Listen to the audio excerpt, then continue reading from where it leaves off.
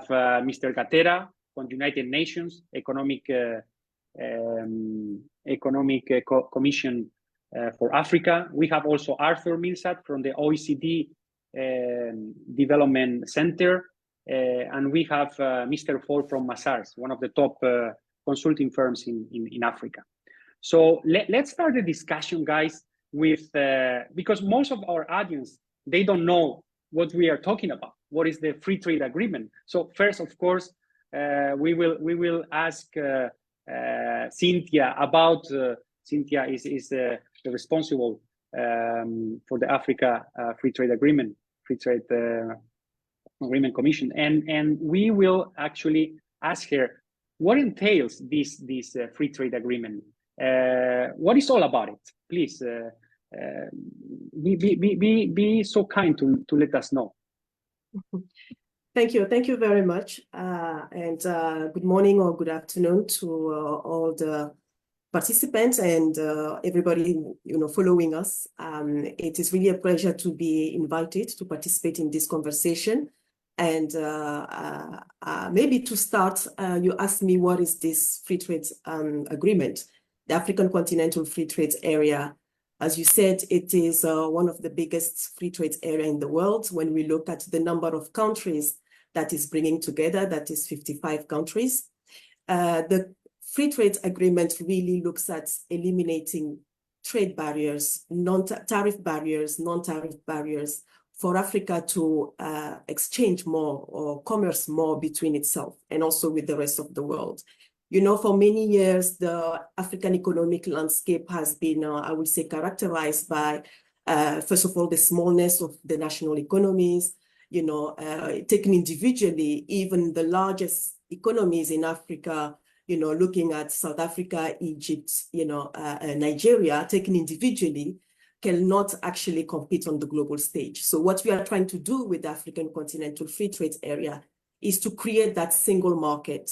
And obviously, everybody knows about the potential of the one African market, which is 1.3 billion consumers that we have in the population, and a GDP of $3.5 trillion US.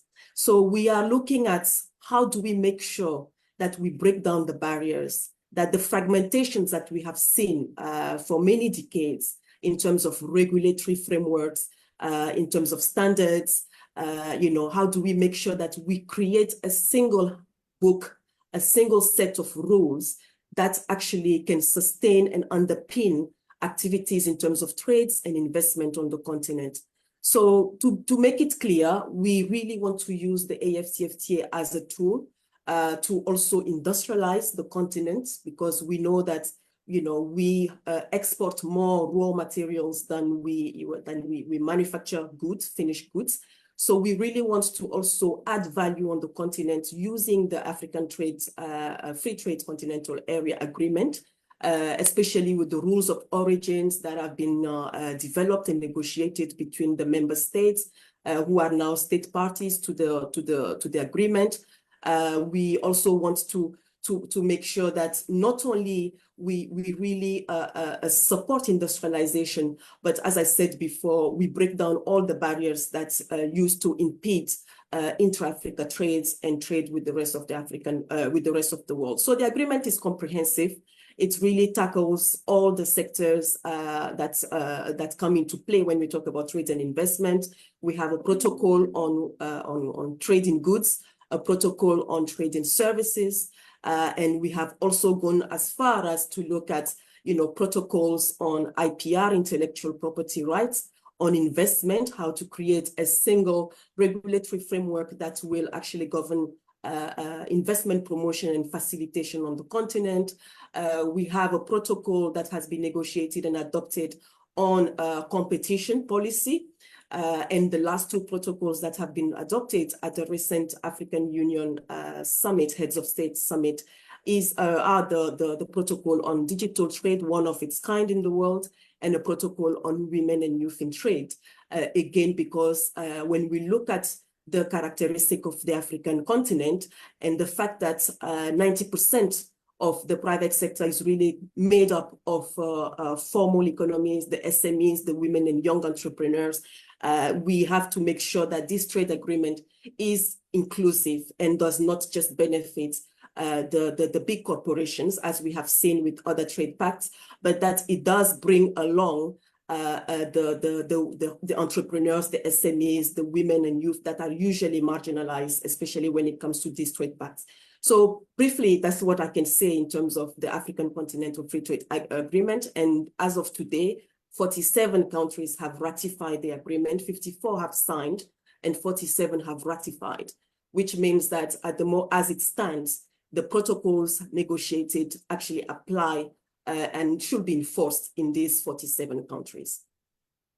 Well, this is very good news. Thank you very much, Cynthia, for this introduction about the free trade agreement in Africa that is going to benefit, as we will be seeing today in the webinar, not only Africans, but also Europeans. We would like to ask to Mr. Gatera. Mr. Gatera is the responsible for infrastructure and public affairs in the United Nations Economic Commission for Africa. He's based in Addis Ababa in Ethiopia, where he is located right now.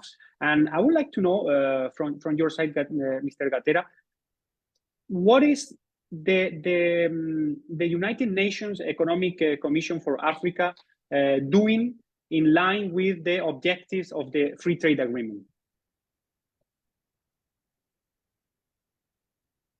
Thank you very much, David. I think Cynthia will probably be my witness that the Economic Commission for Africa is providing advisory and technical assistance support to the Secretariat of the AfCFTA in Ghana. And actually, the AfCFTA, as a milestone, was achieved after a number of years in which UNECA was trying to bring the member states in Africa together and advance, trade agreement.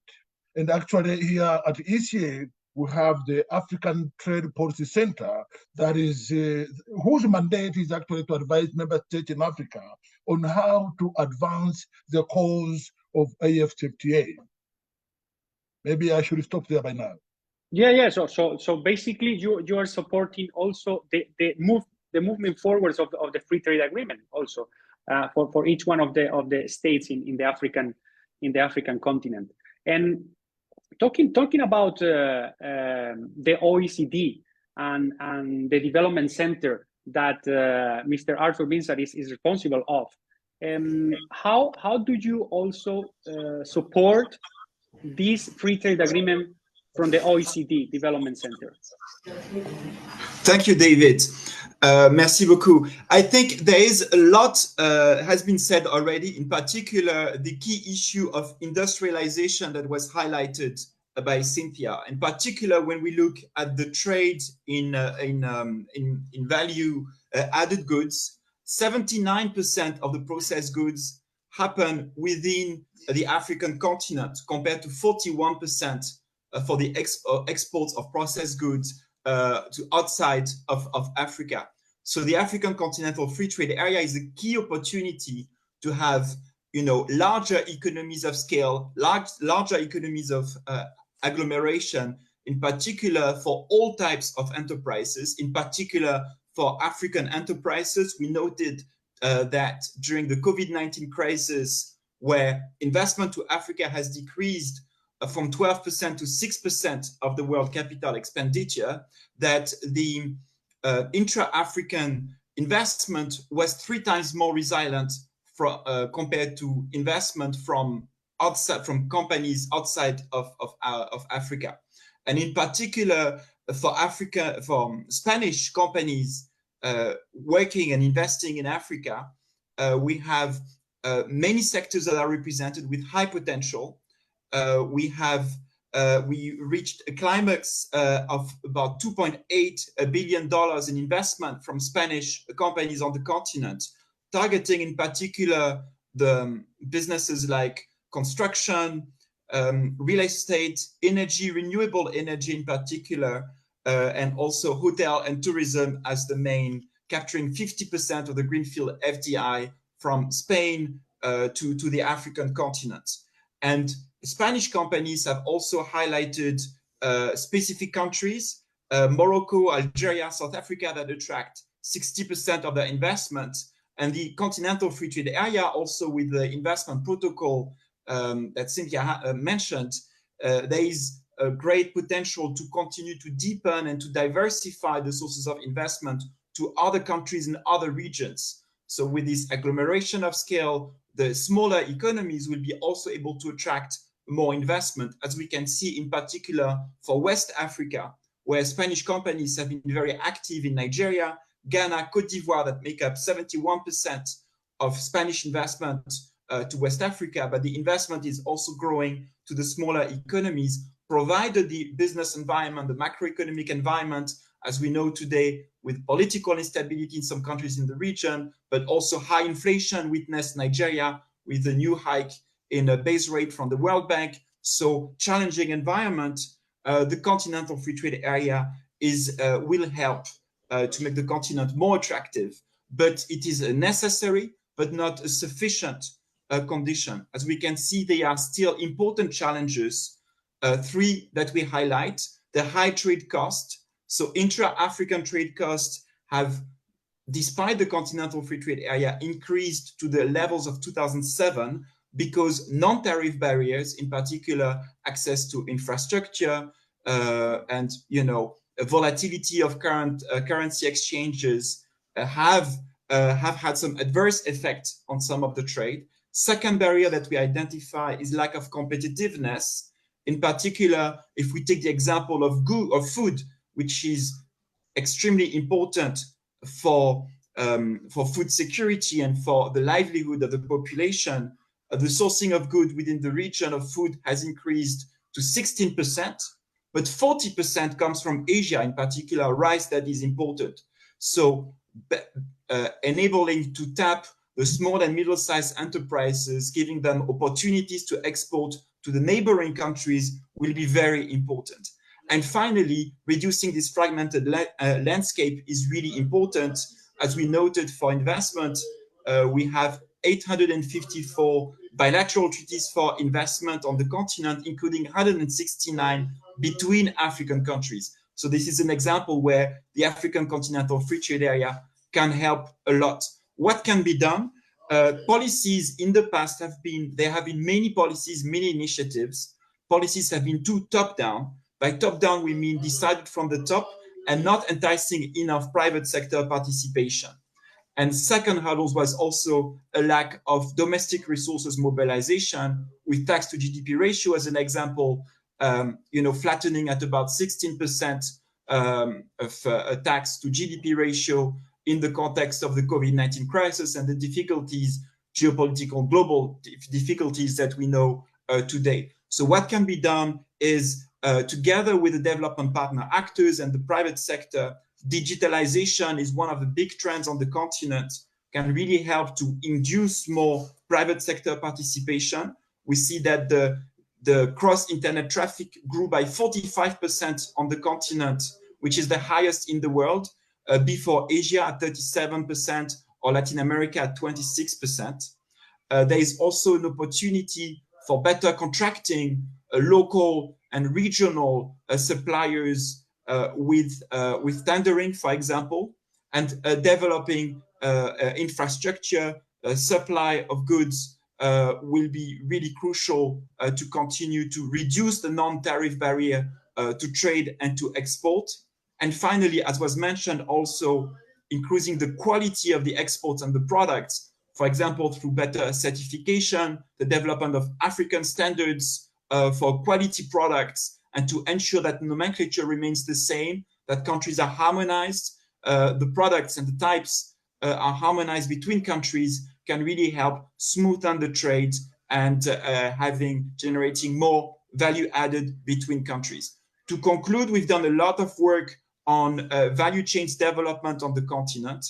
And what we found out is that while regional value chains has been increasing, they remain too small today. So we estimated that regional value chain was less than 3% of Africa's participation in global value chain. So the Continental Free Trade Area will bring big opportunities for many sectors to develop this trade in value added, develop the regional value chain, for example, through the development of the automotive sector between southern and northern hemisphere, as well as textile, manufacturing, construction, logistics, renewable, and many sectors that are growing very fast on the continent. Thank you, and I look forward to the discussion.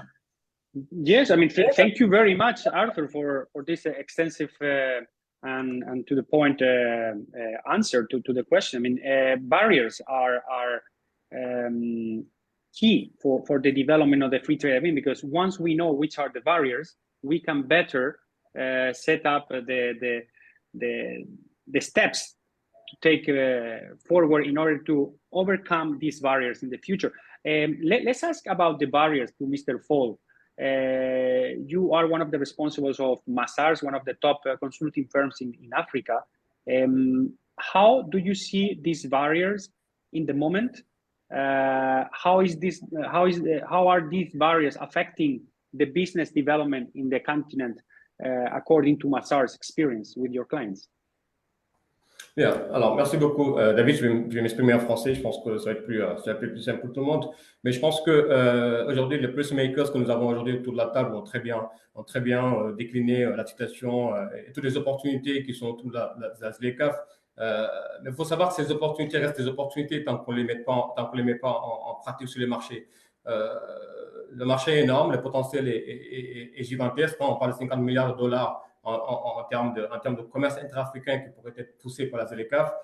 Mais justement, l'idée, c'est d'arriver à réaliser ce potentiel-là en mettant les bonnes mesures, j'ai envie de dire, ou les bonnes réponses, ou les bonnes solutions au niveau des différentes problématiques que nous avons. Alors, tu parles de barrières tarifaires, non tarifaires. Alors, le tarifaire, d'abord, il faut savoir que aujourd'hui, le droit à l'importation en Afrique est supérieur dans une moyenne de 6% par rapport à d'autres régions du monde, ce qui est déjà normal parce qu'on est dans une dynamique d'industrialisation de nos économies. Je pense qu'aujourd'hui, la réponse tarifaire devrait être la plus immédiate possible. Et je pense que c'est à ce niveau-là où la ZLECAf va d'abord apporter une grande contribution justement en maîtrisant les droits de douane à l'importation, en maîtrisant les droits de douane au niveau des champs commerciaux pour libérer un peu le potentiel des échanges. Et ça, c'est partir de là qu'on pourra justement pouvoir réfléchir à monter, comme l'a dit tout à l'heure Arthur, à développer les chaînes de valeur régionales qui permettront de créer des complémentarités entre les régions. Parce que ce qu'on remarque aujourd'hui, c'est une sorte de concurrence entre les différentes régions du continent. On n'a pas besoin d'avoir plusieurs hubs régionaux extrêmement compétitifs. L'idée, c'est d'avoir une intelligence dans la mise en place de ces hubs entre Casablanca, Dakar, Nairobi, Johannesburg et Kigali, j'en passe. Mais l'idée, c'est d'avoir justement cette synergie, cette complémentarité de chaîne de valeur, parce que toutes les régions n'ont pas les mêmes potentiels et toutes les économies n'ont pas non plus les mêmes positionnements sur les marchés là. C'est là où je salue vraiment de façon assez concrète.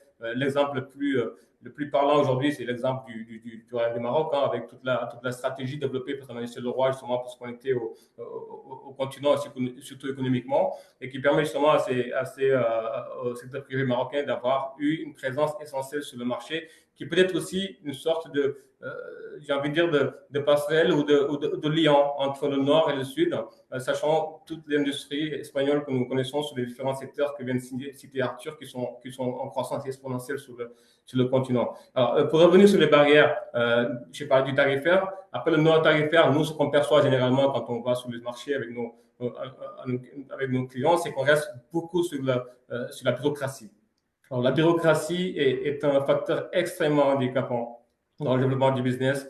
On retrouve parfois des situations d'investissement. Juste pour créer une entreprise, on est obligé de rester 3 à 4 semaines autour d'un dossier, rien pour avoir une signature, une légalisation d'un papier. Donc, je pense qu'il y a quand même une problématique de bureaucratie d'abord à régler à ce niveau-là. Cette bureaucratie, évidemment, concerne aussi bien les actes d'investissement que les actes de commerce, parce qu'au niveau de la douane, généralement, pour faire passer une marchandise au niveau de la frontière, voilà, il y a tellement de papiers, de documents qu'il faut produire. Et je pense que là encore, la ZLECAf est en train d'apporter une réponse, en tout cas un début de réponse par rapport à la simplification des procédures, aussi bien pour le commerce que pour l'investissement. Donc, après, évidemment, il y a d'autres barrières qu'on connaît très bien, hein, qui est le déficit infrastructurel. Aujourd'hui, on parle de l'ordre de 130 à 170 milliards de dollars de déficit d'investissement dans les infrastructures sur le continent. Je pense que le chiffre est très, très bien connu. C'est énorme, c'est un gros chantier. Et je pense que c'est un des leviers fondamentaux sur lequel la ZLECAf devra s'appuyer ou insister auprès des États pour qu'on ait aussi bien un marché commun, mais pour avoir aussi un marché commun, il faut avoir des réseaux, des systèmes nerveux qui permettent d'irriguer tous les marchés. Et ça, je pense qu'à ce niveau-là, il y a encore de travail à faire. Hein. Il y a de très bons projets qui ont été développés au niveau des corridors que vous connaissez très bien, entre Tanger et Dakar, entre le Ghana et la Côte d'Ivoire et d'autres corridors en Afrique de l'Est. Mais je pense qu'il y a encore du travail à faire justement dans la multiplication de ces initiatives transfrontalières pour qu'elles puissent permettre de créer des passerelles d'échange et faciliter la mise en œuvre de la ZLECAf dans les prochaines années à venir. Après, il y a d'autres barrières, évidemment, qui concernent aussi bien la partie qui concerne la partie compétences, ressources humaines, capital humain, qu'il faut évidemment aussi leverager et mettre au niveau des standards mondiaux. Il y a des efforts qui sont faits au niveau local, mais encore une fois, ça reste des efforts nationaux. Je pense qu'il manque une certaine cohérence et une certaine intelligence d'ensemble dans la mise en place de toutes ces solutions-là. Donc, pour une première réponse, ce que je pourrais ajouter sur ce qu'on vient de dire dans mes prédécesseurs. Well, thank you very much, Mr. Fall. I mean, this is the practical barriers that we are encountering when we try to do business and invest in Africa. But we are very lucky because here we have an expert in infrastructure, right, Mr. Gatera? And Mr. Fall was talking about the barriers of infrastructure in Africa. I'm sure the United Nations Economic Commission for Africa, where you are responsible for infrastructure, has got some things to add to the infrastructure barriers in Africa at the moment. Thank you very much, David, and thank you, what's the name? Mazal, for your intervention. While we deal with infrastructure, while we see physical infrastructure as a barrier to trade and investment between Africa and Europe, there are some other soft infrastructure that need to be tackled. And I'm going to spend a bit of time on the current trade and investment barriers as far as they touch on the soft infrastructure. Ladies and gentlemen, in the current global governance spotlight, there's need for a new direction. The hitherto existing highly asymmetrical trade relationship is unsustainable and detrimental to intra-African trade. To overcome this situation, the EU approach must strengthen rather than weaken the Africa Economic Integration Project, underpinned by forward-looking complementary initiatives that prioritize investment in sustainability and resilience and facilitate technological leapfrogging. Africa's trade reform agenda is centered on AfCFTA and is aimed at building upon its African trade potential as a pathway toward economic integration, transformation, and more meaningful engagement with the EU and the rest of the world. There is a need for proper sequencing of trade liberalization with EU and other advanced industrial countries, which should come only after the AfCFTA is fully operational.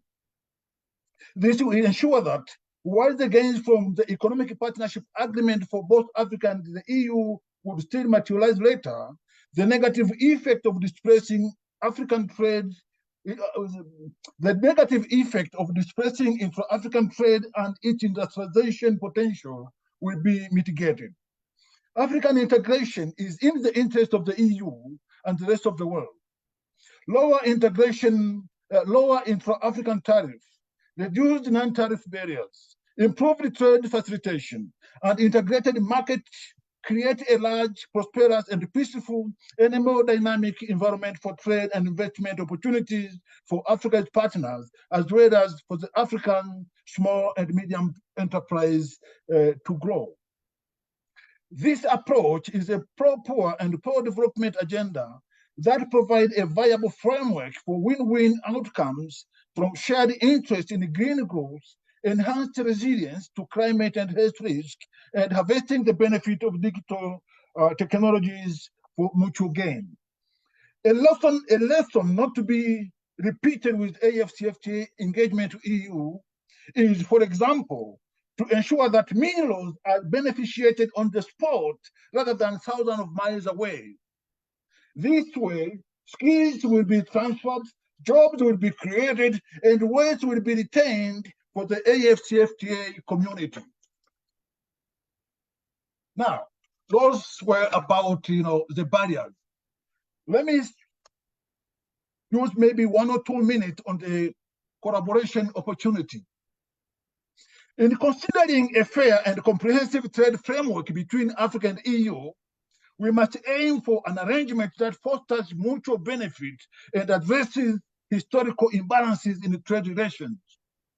Here are some few elements that would constitute such a framework. Reciprocity and equity. The framework should ensure reciprocity in market access and treatment. 2, development-centered approach. The framework should prioritize development objectives of African countries with a focus on poverty reduction, job creation, sustainable economic growth. 3, special and differentiation treatment. Recognizing the development disparities between two regions, the framework should incorporate special and differential treatment provisions that provide African countries with flexibility and capacity building support. 4, trade facilitation and technical assistance. 5, dispute resolution mechanism. 6, integration of regional agreement. The framework should complement and integrate with existing regional agreement in Africa, for example, the AfCFTA, to promote coherence and avoid conflict between different trade agreements. 7, sustainability and environmental consideration. Environmental sustainability should be a key element of such a framework. 8, inclusivity and gender mainstreaming. The framework should promote inclusivity and the gender mainstreaming to ensure that trade benefits are distributed equitably among different segments of society. Human rights and labor standards. Respect for human rights and adherence to international labor standards should be integral to the framework, ensuring that trade activities contribute positively to social development.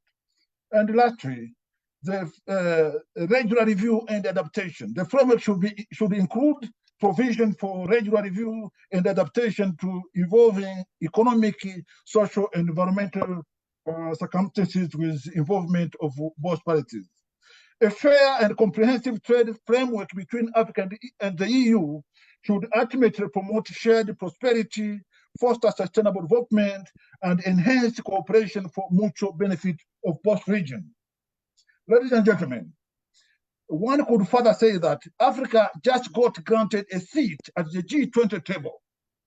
The EU also has a seat on that table. This could be a place to begin negotiate and create this fair and comprehensive trade framework between Africa and EU. Thank you. Well, thank you very much for your insights, Mr. Gatera. Of course, I can see that your expertise is paying off, and you are putting on the table a lot of hot topics, of course, and very interesting. I'm sure Cynthia, as the responsible of the Free Trade Agreement organization, can tell us if these barriers that they were mentioning are the barriers that you also have in mind that you have to overcome in the next future. Thank you very much. I think if I have to add something to the barriers that have been mentioned by my fellow panelists, I think maybe there will be one thing, which is basically the perception of Africa being a high-risk continent for investment. I think that will be maybe the single barrier that I will add, and I think it's important that we work towards breaking that perception. Of course, this perception is enhanced and heightened by many factors. You have also the fact that people actually do not know about the African continent and its economic landscape. The dominant narrative about Africa portrays the continent really as a hub for wars, instability, famine, disease, high unemployment rates, yes, depicted by obviously the flux of migrations that we see. But Africa is not just about that. And as I said earlier, I think this wrong perception is also, I believe, is also enhanced by the fact that we as Africans, we don't do very good at, we are not very good at selling, Africa and defining and communicating our own narrative. So it's important that this is adjusted. And so there is definitely an asymmetry of information, even when we talk about investing in Africa, for instance, before one comes and decides to invest in Africa, where does the person get the information from? There's a lack of information about the business opportunities on the continent. Where does an investor go to find credible, reliable information about a particular country, a particular sector, for opportunities? What are the projects? What are the market information, market intelligence, etc.? Nowhere really. There isn't a centralized place where this can be found in a very concrete, tangible way. And so probably Maza will tell us when you want to embark on such a search, it is a tantamount task. It's very difficult. So that has to be adjusted. And I believe that when we are talking about breaking down the barriers, eliminating the barriers, this is one of the key barriers that has also to be eliminated. And so we have to do more in terms of providing the right information about Africa, its opportunities, the investment opportunities that we have, so that whoever wants to invest can find the right mechanism and can be also comfortable about making that decision. I totally agree with you. This is among our clients and the amount of webinars, seminars, meetings that we do in the US and in Europe to promote Africa.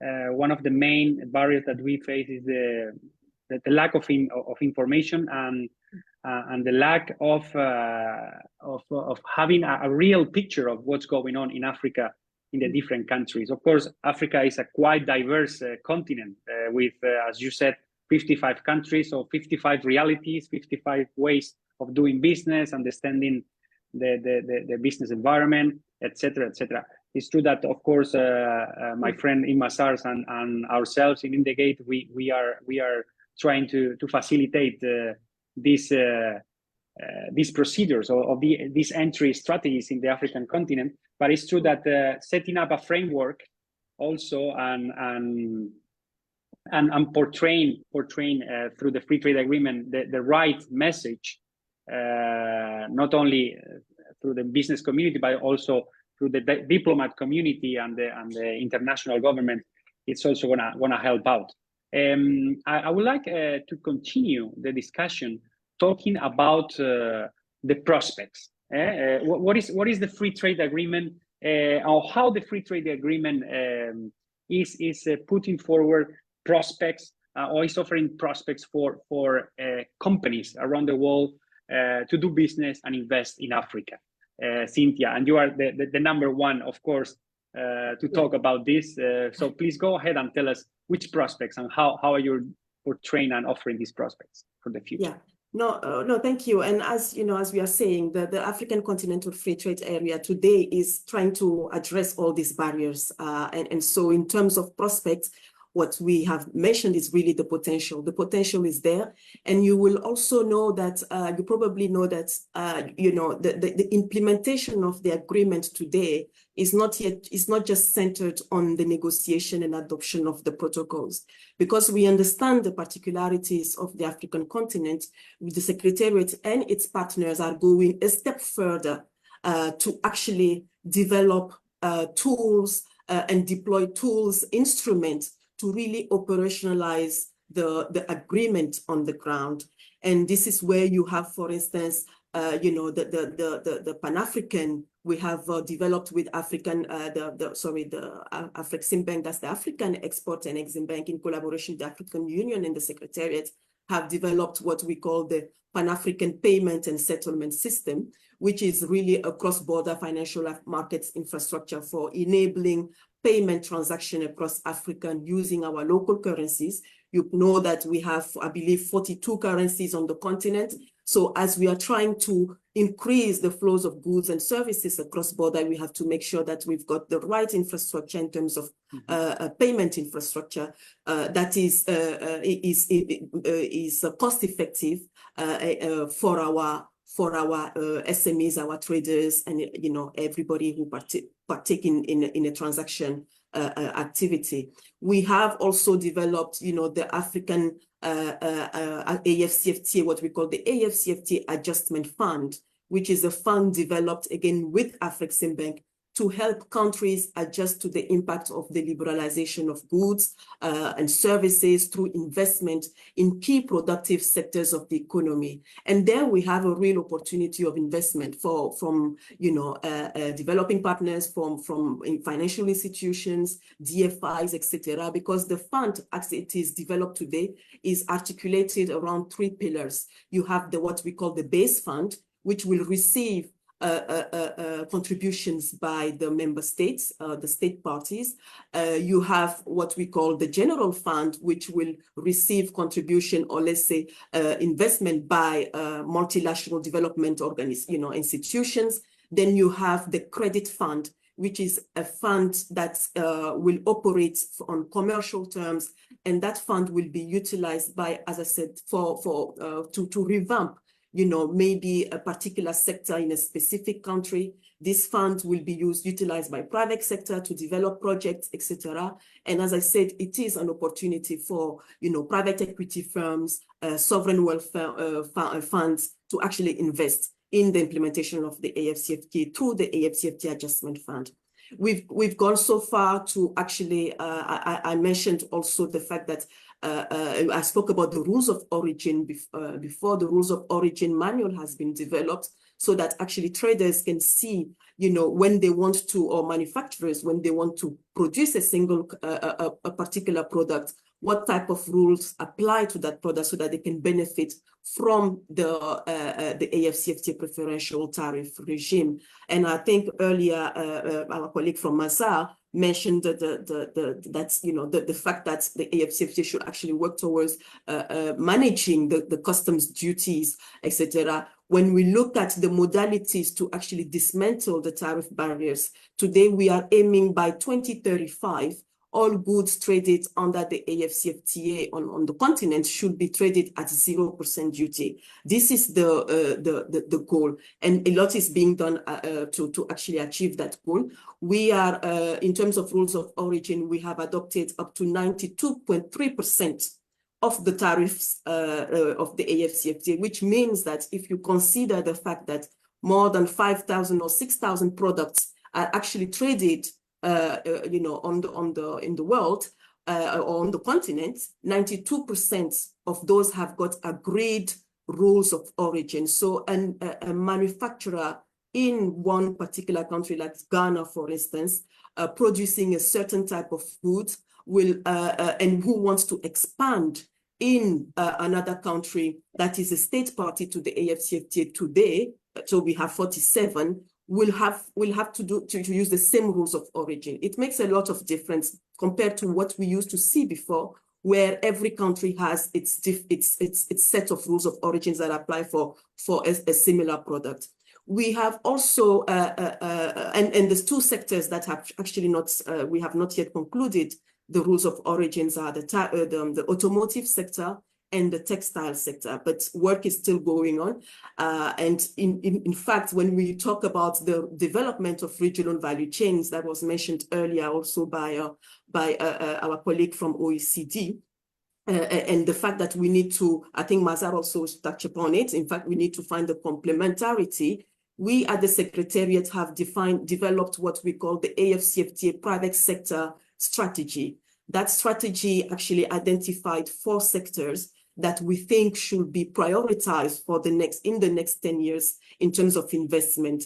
because of the potential that it can bring on the continent in terms of increased production, the demand that is already on the continent, and also in terms of job creation of job, etc. Those 4 sectors are agriculture, agribusiness, transport, logistics. Again, we are talking about transport because it's absolutely key that if we want to create the single market, we need to make sure that we have the connectivity required to transport those goods and services and also people. And we are also talking about the 3rd priority sector, which is automotive, the automotive sector, and also the pharmaceutical sector. Pharmaceutical for obvious reasons, automotive also for obvious reasons. Maybe we will not have time to go through all this in this particular session, but these are our 4 priority sectors that we are trying to push, and also making sure that we develop the regional value chains. When we look at automotive, so for instance, we know already that from the mapping that has been done, countries such as Ethiopia can focus on leather, especially when it comes to components. We can obviously find various countries that can focus on different parts of the components that goes into manufacturing vehicles. We've got rubber in Cote d'Ivoire and Liberia. We've got copper in Zambia and DRC, where we can do wiring harnesses, etc., etc. So that's work around developing a regional value chain and continental value chain around sectors such as the automotive sector is underway. AfCFTA has actually put a facility of $1 billion to support the private sector and countries that would like to position themselves in that in those value chains. So again, the prospects are that we have today a framework that's really set the rules in a harmonized way for investors to invest on the continent, utilizing the rules of origin of the AfCFTA and trading, and accessing other markets on the African continent. So we believe that with the protocol on investments, the protocol on digital trade, that is also very important because we know the importance of digital economy on the continent, and the fact that the continent can really leapfrog in that sector. Today, we have a protocol that will, put a single framework in terms of all the aspects that deals with e-commerce, transfer of data, etc., etc. So we wish that we can actually attract Spanish investors in sectors that they are comparatively good at on the continent and invest.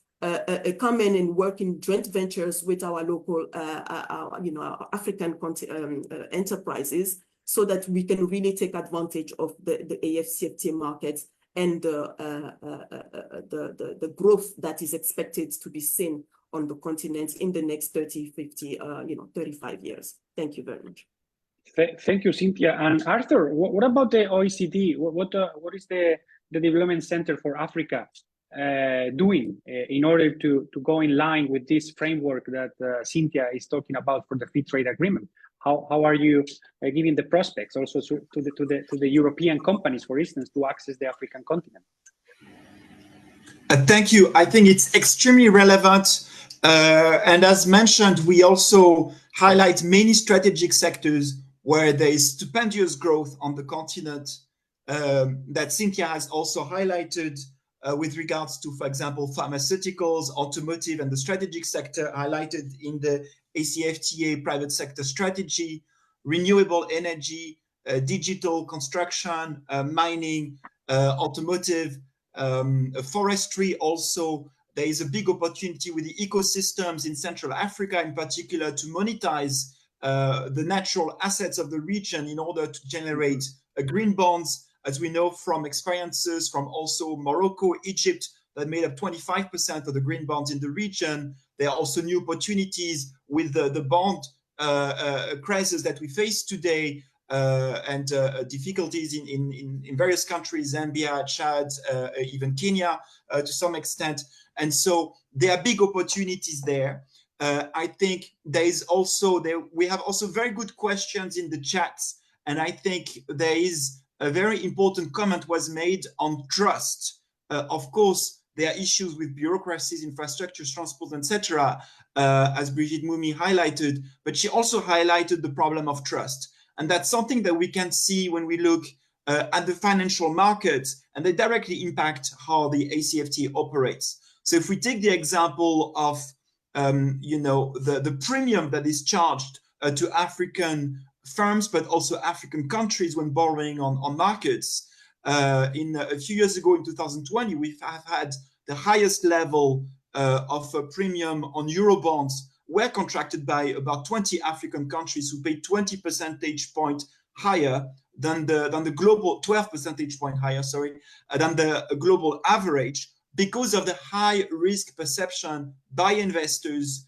And this is mainly because of a lack of information on what is happening on the continent. As I mentioned before, intra-African investors tend to be much less risk adverse, 3 times less volatile investment during the COVID-19 crisis by African compared to non-African companies, because they also tend to know the market better, they have foot on the ground, they can also rely on word of mouth.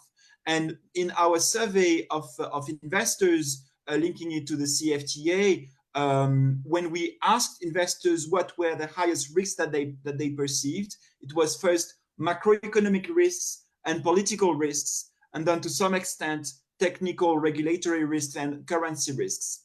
And so this is really important because when we highlighted what were the potential type of solution that could be found to lower this risk perception, our investors, and it was a survey made across OECD investors, they said that mainly they lacked publicly available statistics issued publicly. And that shows the need by private investor first to get better information by having more reliable, harmonized data that is also updated in real time. At the moment, we have about only 12 African countries who can have real-time data for the GDP estimation.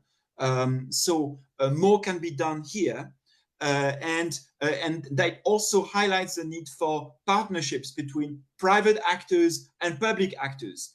Because the private actors will not be able to issue the data themselves. They need public bodies, funded public bodies, to be able to issue the data in order to address this issue of a risk perception and lower the risk perception for investors. And I think this is also particularly valid when we look at the Spanish investors, where we saw, for example, that there are 213 Spanish companies investing on the continent. But when we look at the top 10 companies make more than half of that investment. So we're talking here about the Grupo Ortiz Construcción in infrastructure, Abangon in energy, University in Verante in real estate as well. So these are some of the groups that have a larger footprint on the continent, and therefore can be beneficial here to have industry events, to also exchange data through proprietary market and business information, also through policy events using local knowledge and personal experience to improve the trust by the stakeholders in order to develop investment, but investment in the strategic sectors for Africa's industrialization, productive transformation, in order to create productive jobs for the youth that is coming on the labor market. We estimate that there are about 34 million young people who become 16 years old every year. So that gives you an idea of the opportunity, because these are people that will increase the demand on markets for food, and so food, clothes, and so forth and so on, but also a challenge to provide them with productive opportunities for their employment in order to generate the value added on the continent. Thank you. Yeah, I totally agree that the labor force is key, and the training of this labor force, this young labor force that we have in Africa is impressive. We have a middle age of around 20 years old in the continent. So if we train this young population, I mean, definitely we will have one of the main assets that we need for the industrial revolution in each one of these countries, for sure. We have been helping companies to do business in Africa for almost 15 years now. But we have been seeing the last 2-3 years, mostly the last 2 years, and a dramatic increase in the demand for our services to help them to access to Africa. So we are seeing more and more companies wanting to come and do business in Africa. Mr. Fall, what is your experience in this? Did you see more and more companies trying to capitalize these prospects in different sectors? Clairement, oui, il y a une vraie, je pense qu'aujourd'hui, il y a un vrai intérêt que développe le marché africain auprès des entrepreneurs du monde. Je ne vais pas revenir sur tous les grands, les big majors que vient de citer Arthur, notamment les majors espagnols qui ont beaucoup investi sur le continent. Il y a aussi d'autres acteurs, parce qu'il y a évidemment les partenaires historiques que nous connaissons très bien, que ce soit la France, par extension, c'est au-delà de l'Espagne, il y a la France, l'Allemagne et les UK qui sont très présents sur le continent. On voit de plus en plus aussi l'émergence des partenaires des marchés, des autres marchés, des autres zones économiques émergentes, soit l'Asie du Sud-Est ou l'Amérique latine. Donc oui, l'effervescence est là, l'intérêt est là, mais je pense qu'aujourd'hui, l'idée, c'est de pouvoir justement capter cet intérêt et la transformer en opportunité sur le continent. Je pense que c'est là où il y a le travail à faire. Et c'est vrai que la problématique de la donnée est une problématique essentielle. Nous, quand nos clients viennent vers nous, généralement, c'est surtout pour connaître le marché. Parce qu'ils n'ont pas cette capacité de pouvoir se projeter à partir de là où ils sont pour pouvoir avoir les éléments. On a un réseau de plus d'une vingtaine de bureaux sur le continent, ce qui nous permet d'agréger les données, marchés et sectoriels qui permettront de pouvoir offrir une lisibilité aux clients et pour se projeter sur le marché. Donc, il y a ce souci de données qu'il faut absolument, je pense, adresser. Il y a aussi également le souci du narratif. Tout à l'heure, Cynthia l'a largement souligné. Je pense qu'aujourd'hui, on est sur une perception du risque. La question de savoir est-ce que c'est un risque réel ou un risque perçu. Je pense que c'est là aussi où se situe le débat. Est-ce qu'on est vraiment, est-ce que le continent est aussi risqué qu'on le vend, en fait, en quelque sorte? Et moi, j'ai tendance à dire non à cette réponse-là, parce que c'est un marché spécifique qui a ses propres réalités. C'est 54 pays au niveau de la zone. Et chaque pays a ses propres réalités. On ne peut pas comparer le Sénégal au Rwanda ou à la Côte d'Ivoire, mais c'est vrai qu'on a un peu les mêmes attributs. Mais l'idée, c'est de pouvoir développer des instruments d'appréciation du risque sur le continent qui peuvent être vraiment pertinents et qui peuvent être proches justement du business et de la réalité sur le terrain. Donc, il y a cette partie de narratif aussi qui est importante. Moi, j'aimerais juste revenir sur la partie sur la composante développement local et industrialisation, parce que je sais que l'idée derrière la ZLECAF, c'est aussi de libérer les potentiels en termes d'investissement et d'industrialisation. À ce niveau-là, il y a une vraie problématique de développement du contenu local, avec toutes les SMEs et les PME qui constituent 90% de notre tissu économique aujourd'hui dans les marchés africains, qui est essentiel à prendre en compte. Et quand je parle de développement du contenu local, c'est aussi une question de transfert de savoir-faire, une question de transfert technologique que parfois certaines entreprises hésitent à faire. Ces entreprises étrangères, il faut dire les choses comme elles sont, parce que c'est des bonnes guerres, c'est légitime. C'est une question de protection du patrimoine technologique. Mais je pense qu'il y a un travail à faire justement pour tirer un peu le secteur local vers le haut, en impliquant les SMEs, les TPE aussi, toutes les petites entreprises qui constituent le tissu économique africain, et pouvoir gagner de la valeur ajoutée et surtout monter en gamme dans la productivité industrielle et économique de nos marchés. Donc, en gros, si je dois résumer, ce serait un peu les 3 axes sur lesquels je pense qu'on pourrait se projeter sur les années à venir. Travailler sur le narratif, développer une vraie capacité à appréhender le vrai risque, en fait, sur le continent, qui n'est pas forcément un risque perçu, qui peut être résumé sur une notation ou sur une appréciation, mais vraiment quelque chose de très vivant. Et je pense que c'est à ce niveau-là où l'UNECA a un travail à faire essentiellement, en particulier. La GECAF aussi aura certainement un travail à faire sur ça, mais je pense qu'il y a vraiment un large périmètre, une large marge de progression à faire à ce niveau-là pour pouvoir aligner toutes nos vues et aligner sur la perception des risques sur les marchés. Mais pour répondre à ta question, l'intérêt est là. Les compagnies étrangères nous sollicitent. Et peut-être que ça fait un peu notre business, c'est tant mieux. Mais en même temps, ce qu'on voudrait, c'est qu'on ait justement des marchés extrêmement lisibles et où l'opérateur économique peut très bien percevoir les opportunités sans pour autant faciliter justement sans pour autant avoir besoin de passer par un intermédiaire ou passer par des organisations qui rallongent un peu plus la chaîne d'investissement. Donc, en gros, c'est un peu ce que je voulais répondre. Merci beaucoup, Mr. Paul. So, Mr. Gatera, then what is the United Nations doing in line with what was mentioning right now, Mr. Paul? How are you portraying these prospects and making possible to companies and governments around the world to be in line with what you have to offer in Africa, what we have to offer in Africa? Thank you very much, Mr. Moderator. You see, AfCFTA is still in the making to become full-fledged and operational. And I believe even the older markets like EU, it hasn't also reached, the pinnacle. It is still developing.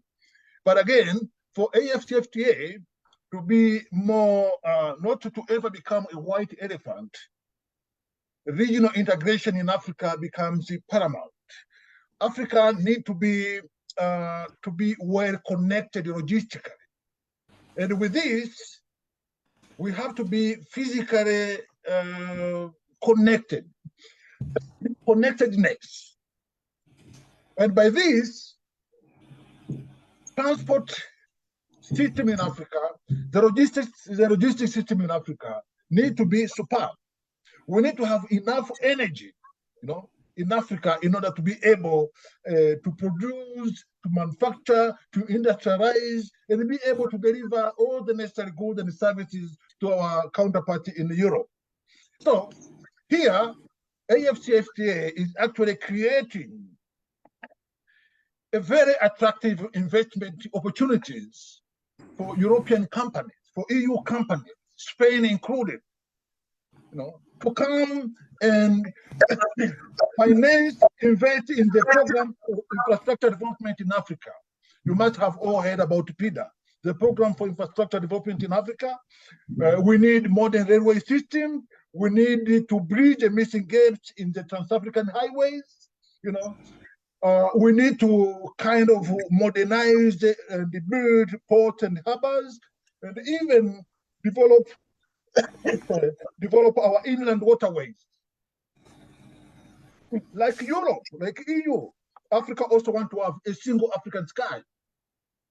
You see, Africa needs to have pipelines running from one country to another, freighting gas and the fuel from producer countries, from harbors to hinterland. So, there are a lot of opportunities for investment in infrastructure development in Africa.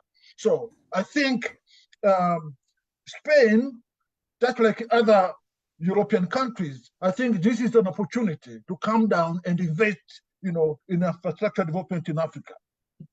Now, another area that provides prospects for European companies is industrialization and value addition to primary commodities.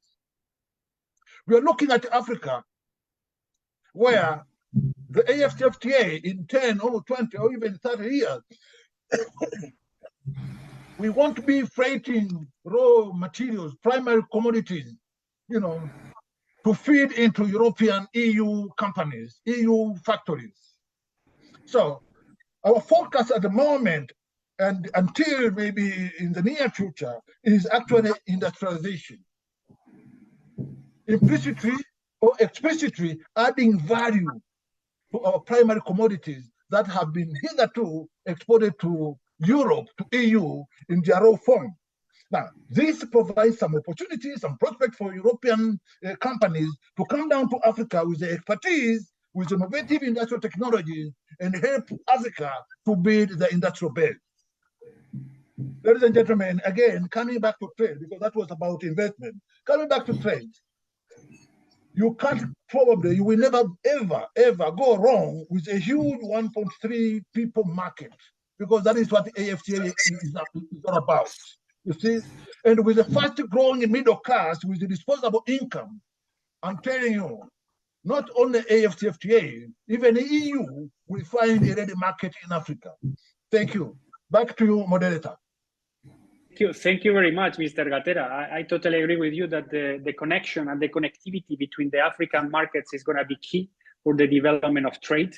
and investment throughout the continent. And the access to electricity is another one of the challenges that we are going to face in the future, right? And talking about challenges, I want to ask actually to Cynthia, which challenges are you envisaging to overcome in the future thanks to the free trade agreement?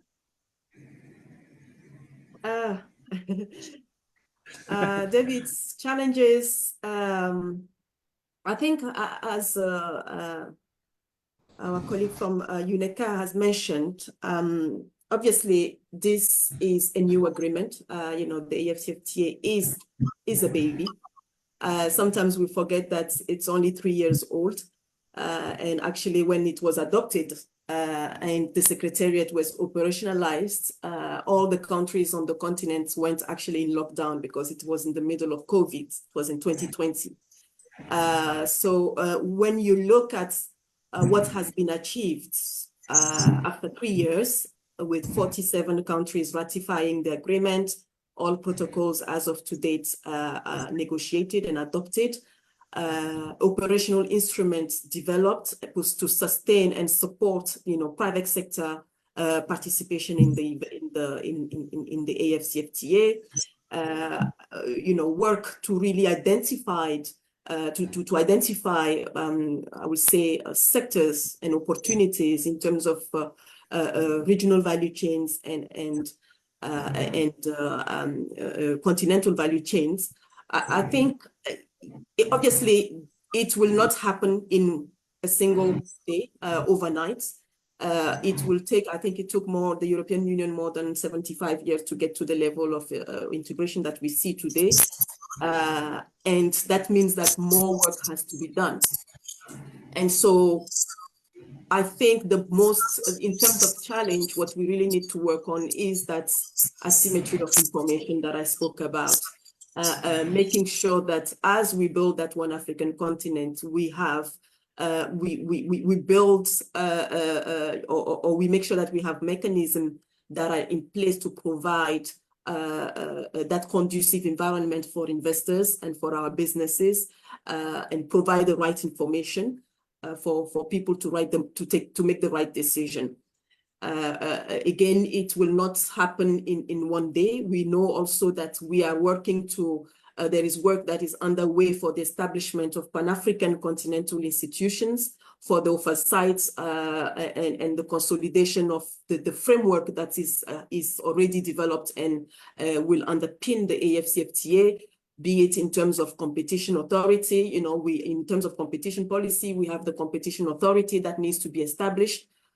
In terms of IPR, there is in the pipeline the prospect of actually creating the IPR office to you know, have a single entity that will actually register all these you know, intellectual property, trademark, patents, etc. around the continent.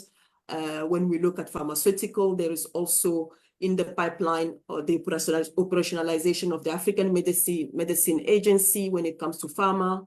And obviously the Pan-African Trade and Investment Agency that I mentioned earlier.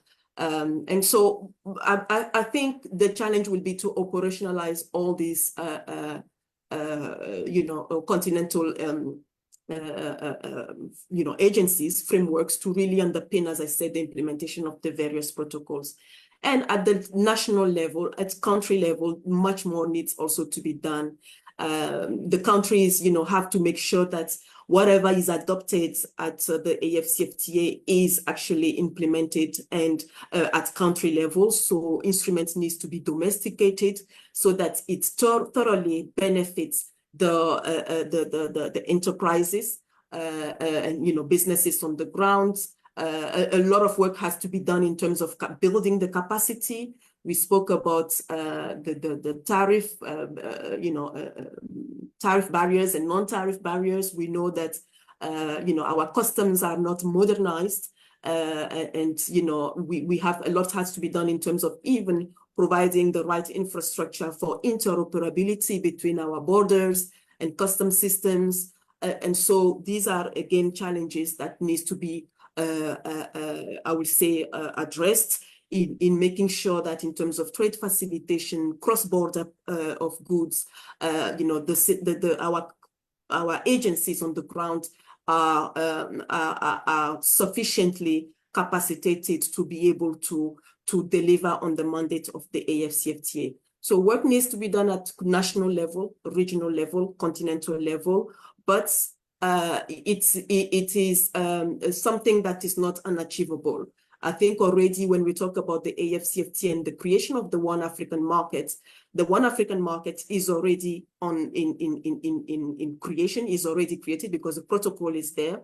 And again, you know, the prospects in terms of development, I think there are studies that shows that, you know, the World Bank has done actually a study that reveals that the full implementation of the AfCFTA will really raise overall incomes by 9%, I believe, and lift more than 100 people out of poverty.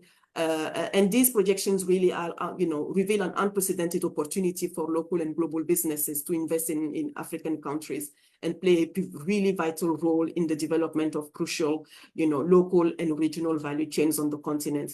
So the opportunities are there, the sectors are there, the challenges that we have actually represent opportunities for investment by European companies and by specifically Spanish companies.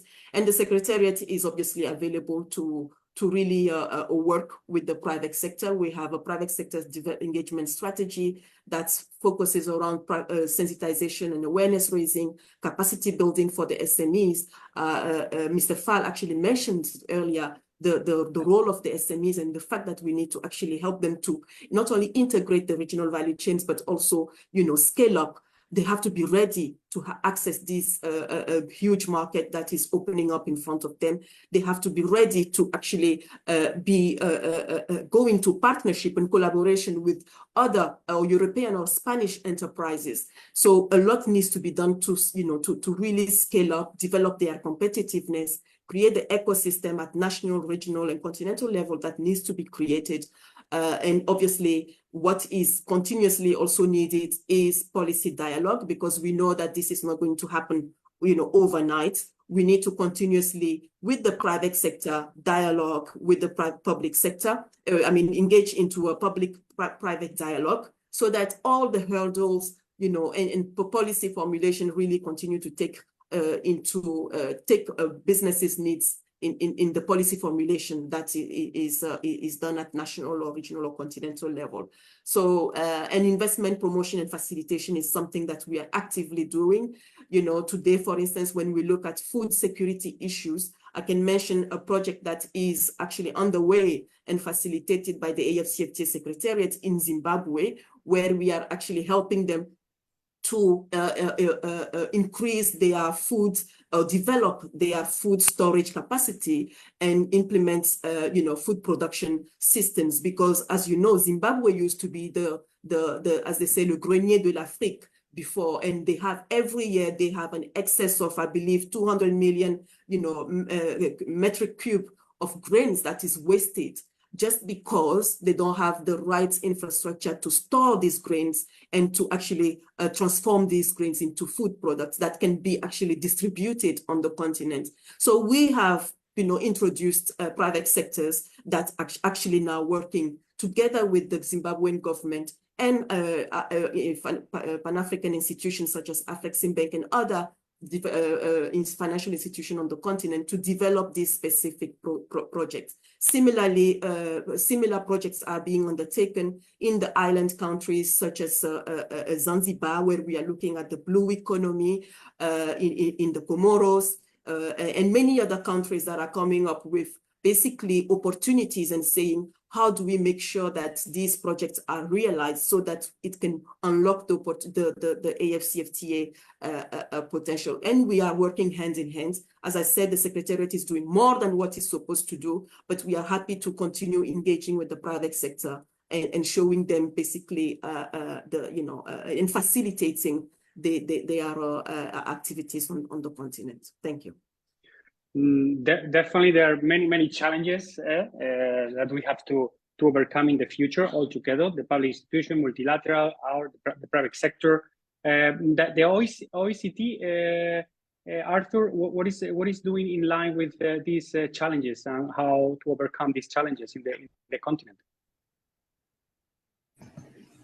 The OECD is doing many things. So we at the OECD Development Center first, we mainly work together with the 11 African governments who are part of the OECD Development Center, engage in the OECD Development Center to discuss and share their experiences on development with other developing countries from Latin America and Asia, and with the OECD countries at large. The aim is to exchange on policy experiences, case studies, by providing a platform between among equals. So it's an equal partnership, a policy dialogue opportunity, and to then engage also in all of the activities of the OECD Development Center and connect with the rest of the OECD to learn from each other. From exchanges from South-South dialogue, and also with the OECD in an equal partnership basis.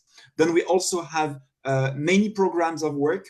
At my level, we work mainly with the African Union in order to engage, with the main body of the African governments.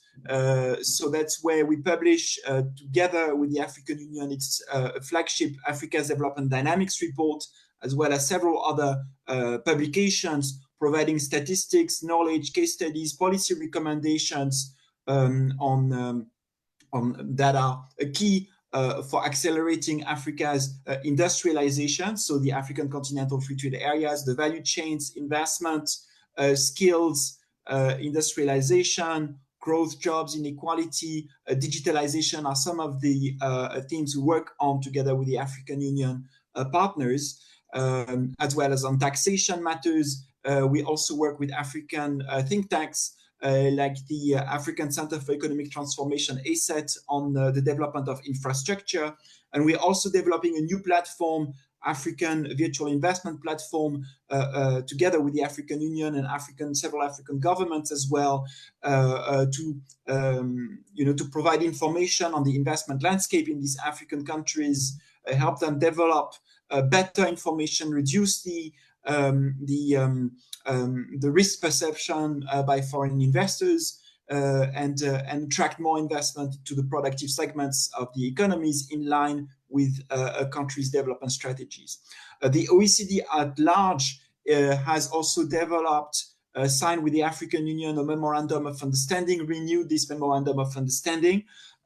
So in order to work together on statistics, on skills, on tax policies, on investment, and various other issues. We also organize an Africa Forum, to which you're all cordially invited, will take place in October this year, that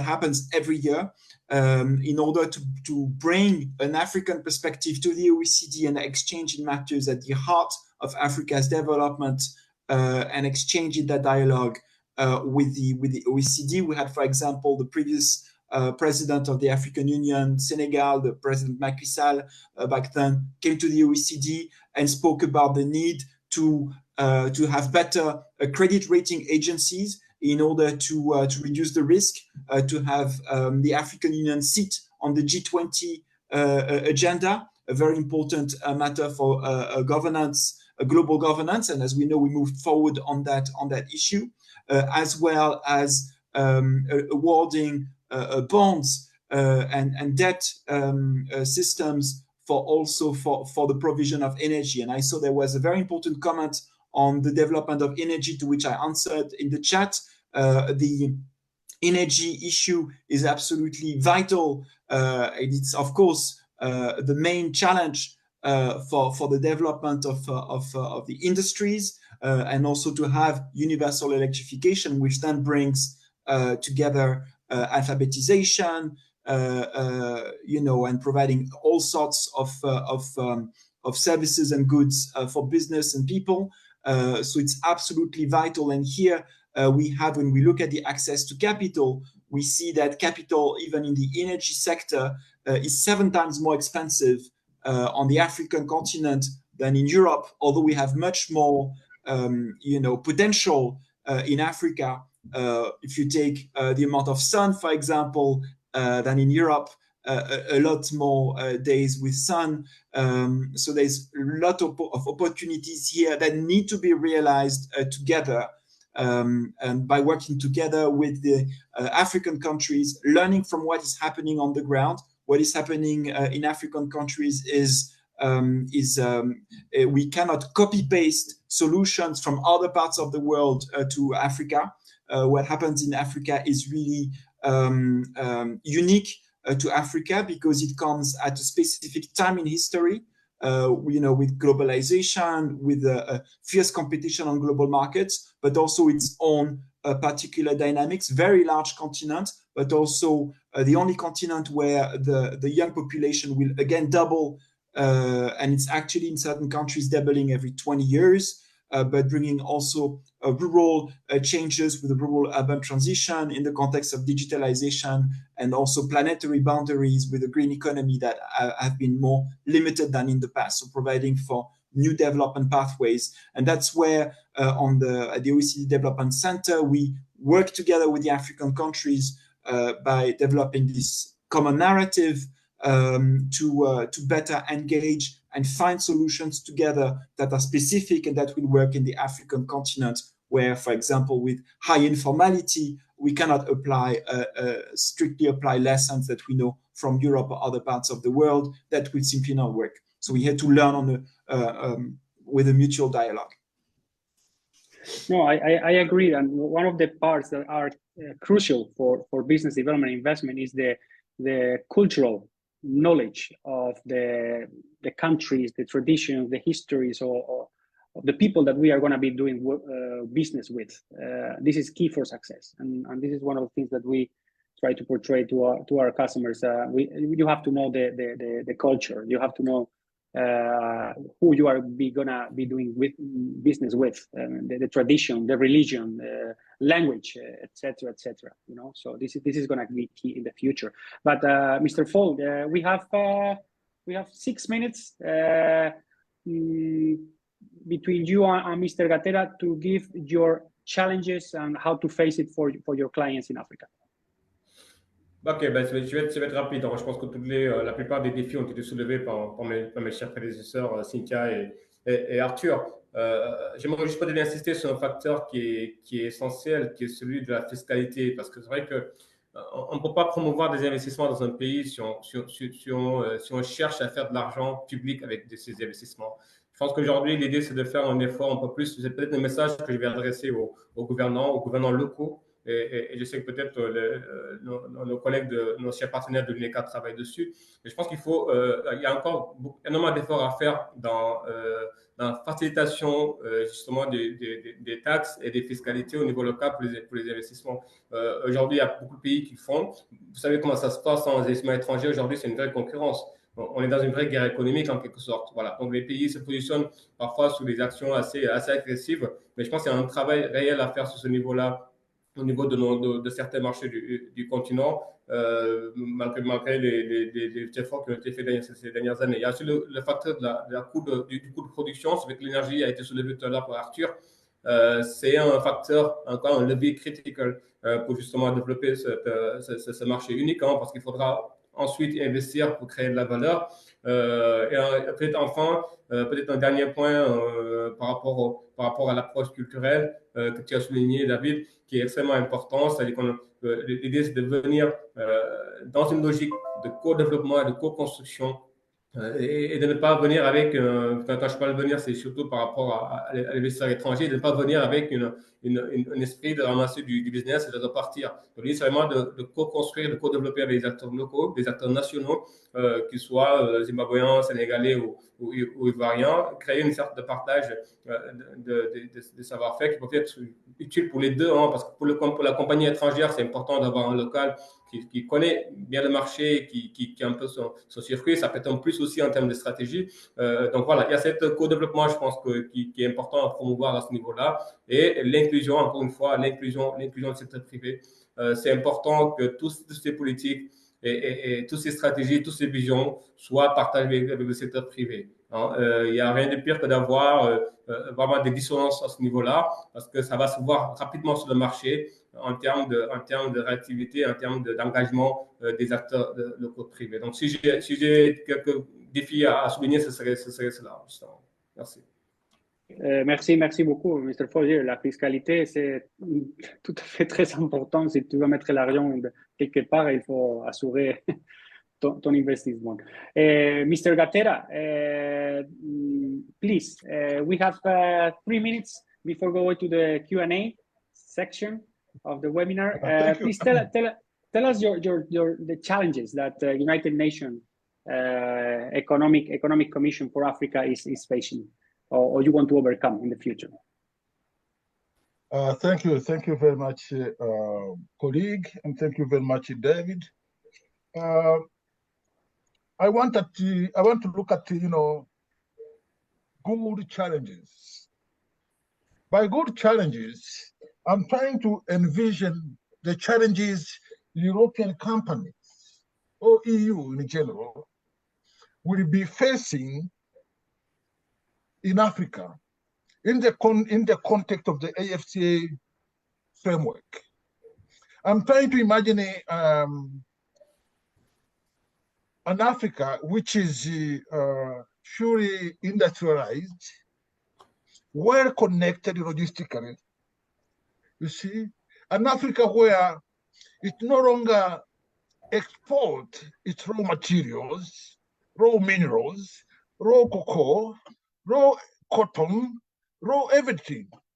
And instead, it's actually trading with EU and European countries, with some finished product or even a finished product. Of course, this is going to create a kind of a sweet challenge to European countries, to European companies. The challenge will be that raw materials in their raw, primary commodities in their raw form will no longer be readily available to EU and the European, companies. So this is going to be a good and a positive challenge that will be occasioned by a robust, efficient, and effective AfCFTA. And again, with time, that's like European companies, African companies will also be growing. Now, this is going to create some kind of stiff but fair competition, in the AfCFTA. Again, with growing industrialization in Africa, in the context of AfCFTA, locally manufactured products will be made available. A lot of goods and services will be made available. And this is going to limit EU export to Africa. So again, that is another good, sweet, and positive challenge as far as I'm concerned. Thank you. Over to you, Mr. Moderator. Thank you very much, Mr. Gatera. I believe, yes, this could be a challenge, but I would like to see that option more as an opportunity, because Spanish companies or European companies, they could provide the know-how in industrialization.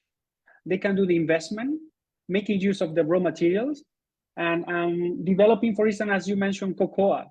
For instance, Ivory Coast is the first cocoa exporter in the world. So most of the chocolate that most of us are eating in a daily basis is mostly coming from Ivory Coast, probably. So the idea will be to use this cocoa and to manufacture the chocolate locally, something that they are already doing, by the way.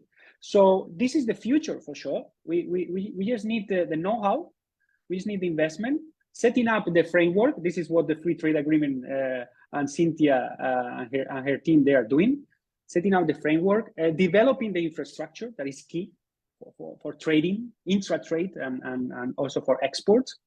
But to be honest, I'm very positive, I'm very optimistic. extremely. I've been living in Africa for many years now, and lately in Morocco. And what I'm seeing in Morocco is very inspiring, because you see an African country that has got motorways like in Europe, ports and airports like in Europe, high-speed train like in Europe. You have the legal security. So if Morocco is an African country enjoying this situation, very soon we will have more countries like this in Africa. We have Kenya, which is an example of this situation also. Ghana, where Cynthia is right now. I remember when I was living in Nigeria, in Lagos, I used to go to spend my weekends in Accra, you know, because it was a very, very stable, a very safe place. Well, anyway, so I am very positive and optimistic with Africa and with Africans, which is the most important thing. But in order for Europeans or Americans or Spanish to realize about that, we have to inform. We have to do this kind of webinars, or we have to do any other initiatives that are making possible for most of the people to know the reality and all the opportunities, the challenges, the barriers, everything, and all the international institutions that are operating and doing things already on the field. And I'm very optimistic, honestly. And so we can thank you very much, honestly, to all of you guys, because I can see that we are all in the same boat, and we are going in the same direction. That is basically promoting Africa internationally and locally, and this is honestly something very inspiring, and I feel even emotional about that, and I will keep on doing this until the end of my days, and hopefully we will be doing it together in some way. Okay, so if you want, guys, we can pass to the Q&A. You have some questions here that the audience were asking. So let's go one by one. Maybe let's see if some of you can give a quick answer. There is any funding or investment opportunities such farming, fishing, and livestock? Anybody can answer quickly this one? There is any funding? Well, maybe what I can say is that, yes, funding opportunities are there. The question is, we just need the projects, but funding opportunities are there. We have, commercial banks, development financial institutions that can actually invest in projects, in equity or debt, with the right, guarantee mechanism that can also be put in place, or let's say risk mitigation that can also be put in place. So funding opportunities are there, and so I believe it's just about knowing, where to go and how to access those fundings. Yeah. No, definitely. I mean, I'm sure Mr. Fall might want to add something there also. Peut-être juste un élément par rapport à tu as raison, les ressources financières sont disponibles. Après, ce qui manque, c'est surtout d'abord où les chercher, où les trouver, et surtout aussi savoir monter les bons projets qui intéressent les investisseurs. Je pense à ce niveau-là, il y a un grand déficit, en tout cas sur le continent. Il y a un déficit d'accompagnement des acteurs, surtout les jeunes porteurs de projets, à monter des projets bankable qui peuvent être intéressants pour les investisseurs. Donc, c'est aussi un travail à faire sur ce niveau-là. Enfin, c'est un travail qui doit être fait soit au niveau local, soit au niveau national, c'est-à-dire le gouvernement qui va mettre en place des structures pour accompagner ces projets-là. Mais oui, je confirme que les ressources existent. Après, il faut savoir les capter, les mobiliser, surtout les orienter vers les ressources stratégiques. Et Madame qui a posé la question a cité des secteurs qui sont extrêmement stratégiques pour la souveraineté alimentaire, pour le développement du secteur agroalimentaire du continent. Donc oui, je pense que je confirme ce que Cynthia vient de dire. We can see also some questions dealing with opportunities within the agriculture sector for young people in the continent. In order to apply the new technologies that are available elsewhere, how can these new technologies be applied in Africa? How young population can benefit out of these new technologies, and maybe some financing tools? What is at stake right now is the access to all this young population. We are talking about more than 50-60% of the population in some countries. They are working directly in agriculture. And how could this benefit in the next future in Africa? Anybody an answer for that?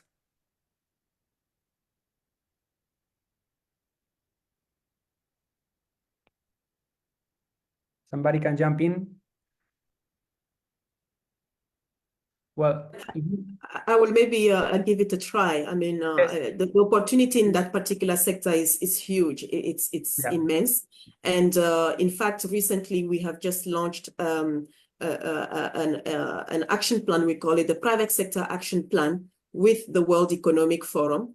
And they were, basically we went from the policy. I mean, what are the opportunities that the private sector, those global companies actually see on the African continent in terms of the AfCFTA, and then now committing in the action plan. Actually, the reports are available on the net. They are now committing to actually develop initiatives and projects on the continent in support of and leveraging from the African Continental Free Trade Area and the tools that have been developed.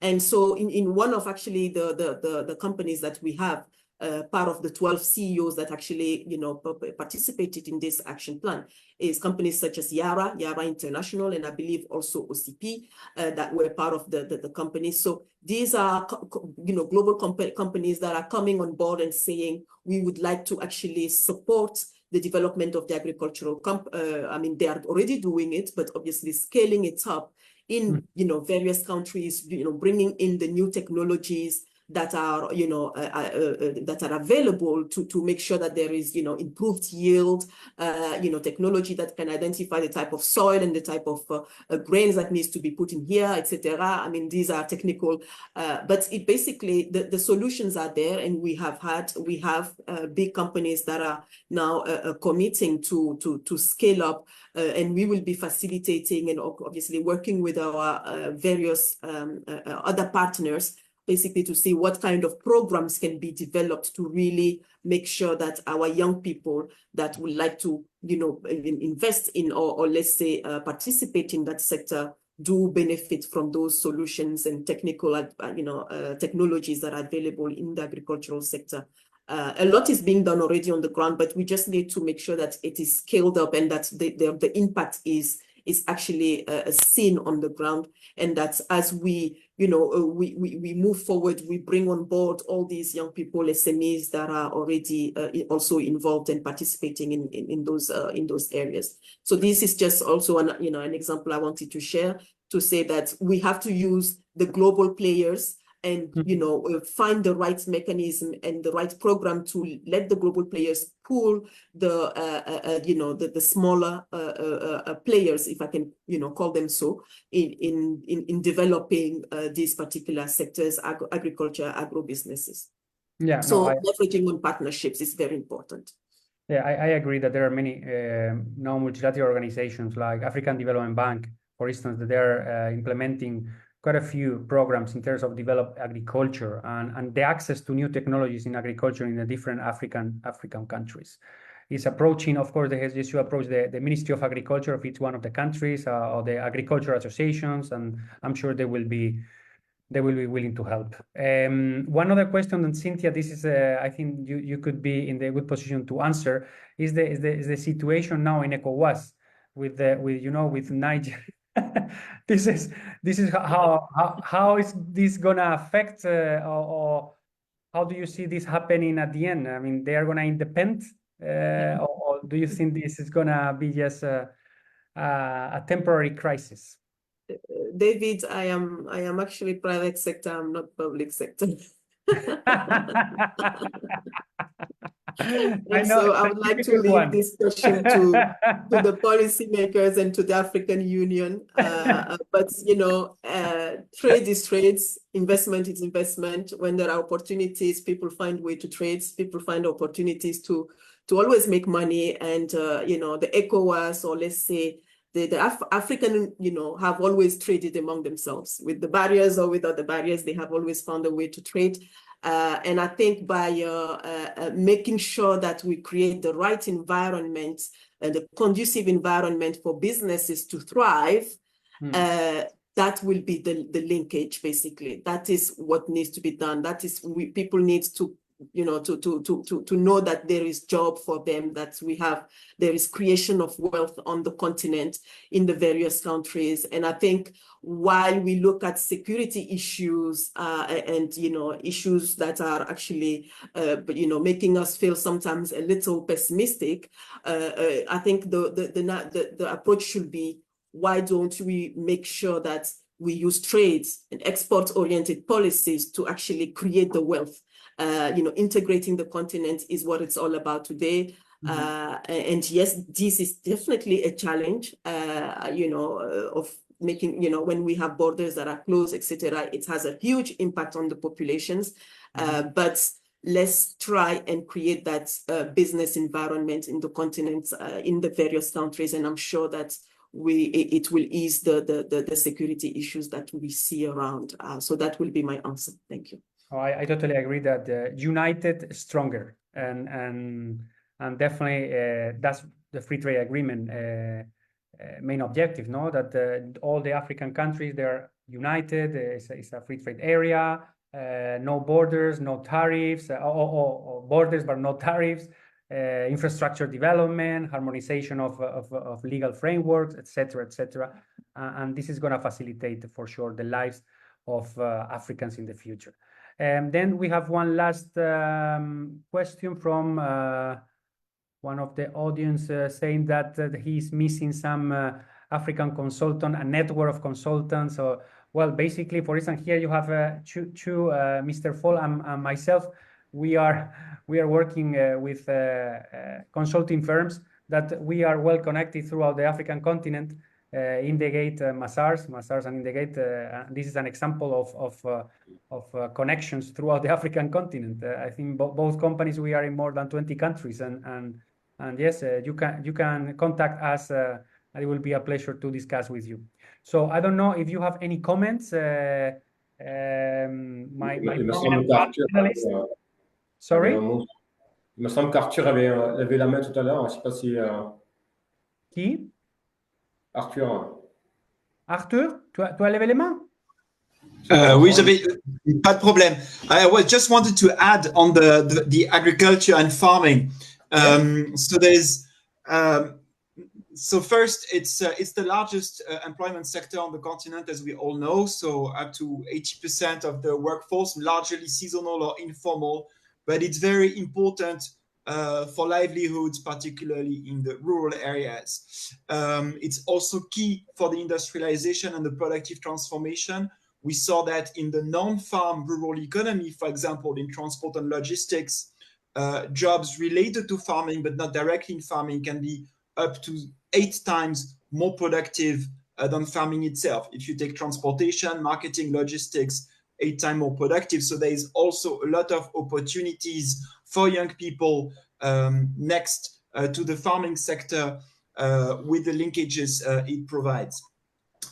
However, the main challenge is the lack of transformation in the local economy from supply to the delivery for final consumption. If we take the example of food consumption, about 2/3 of the African countries, I'm saying 2/3,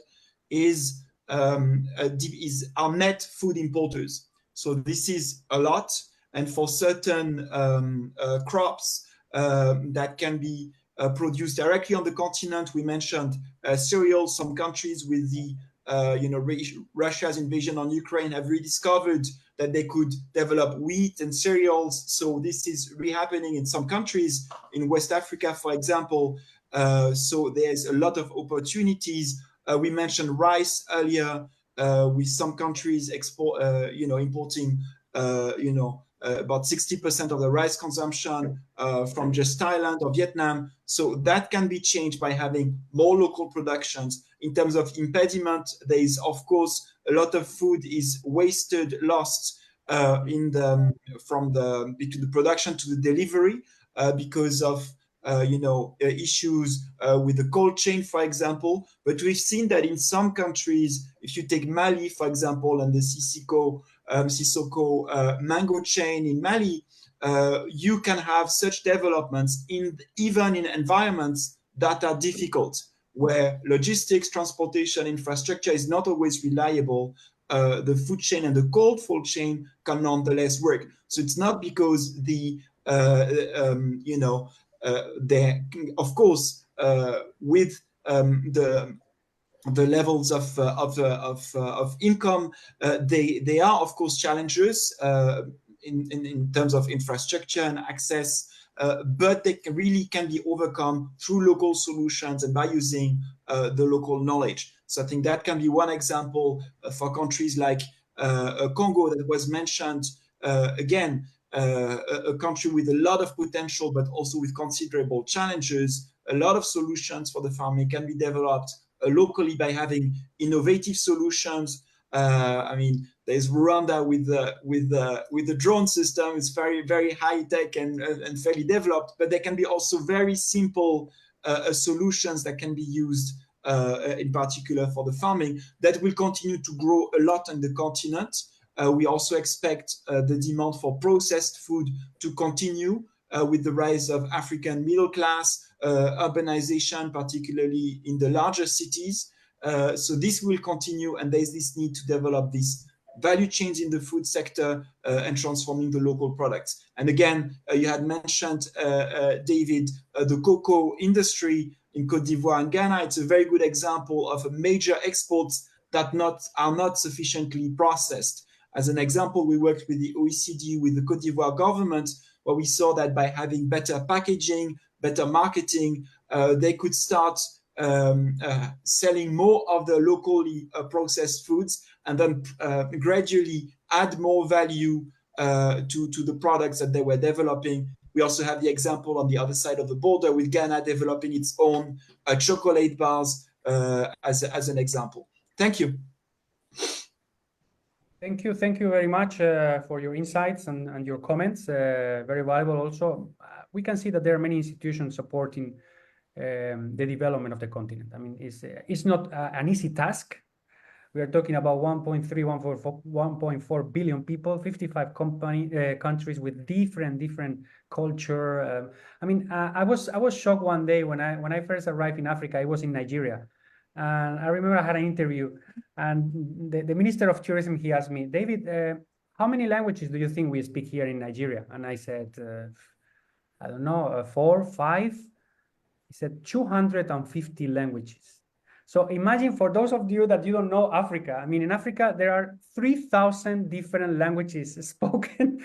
So imagine the diversity of this continent is impressive. It's a unique part of the world. And we have all to put a little grain of sand to promote the development of this continent, these countries, and for a better life for all Africans. So thank you very much indeed. I will also remember that we will have the Africa-Spain Business Summit in Barcelona from the 9th to the 11th of July. So thank you very much indeed, and hopefully we will meet in Barcelona in July. Thank you very much to everybody. Thank you. Thank you. Thank you. Merci. Bye-bye. Merci. Muchas gracias. Thank you. Gracias. Muchas gracias. Bye bye, Cynthia. Estamos en contacto. I will send you an email, guys. We keep in touch. Bye bye. Thank you. Bye bye. Thank you all.